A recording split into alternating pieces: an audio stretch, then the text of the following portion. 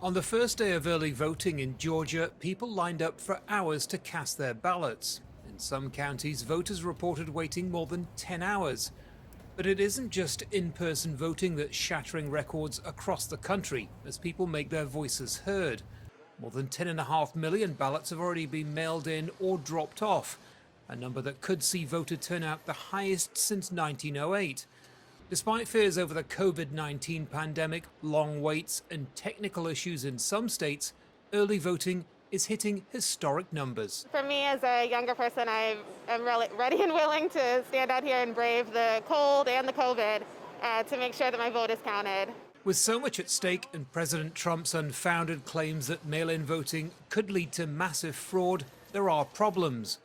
The Republican Party in California installed dozens of their own ballot drop-off boxes, virtually indistinguishable from boxes sanctioned by the state.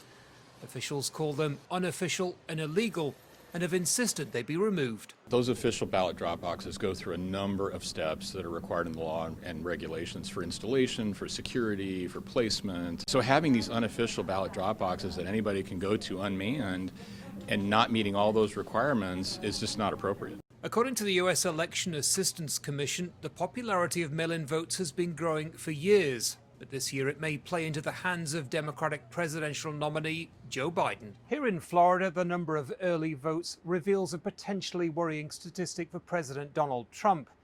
The number of Democratic voters who've cast their ballots early tops Republicans by more than 350,000. And this is a state the president must win. Many Republican voters don't trust mail-in voting, so those numbers will change as Election Day draws nearer.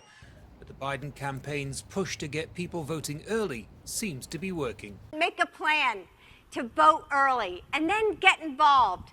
I know you're busy. I know that. I know you're stretched so thin. But this election is too important not to do every single thing we can. This is it. This is it, Georgia. There are no do-overs. Florida is the first state to begin sorting its mail-in ballots. But like other states, votes won't officially be counted until Election Day. For now, only the computers know the results of what will be a historic presidential election. Andy Gallagher, Al Jazeera, Miami, Florida.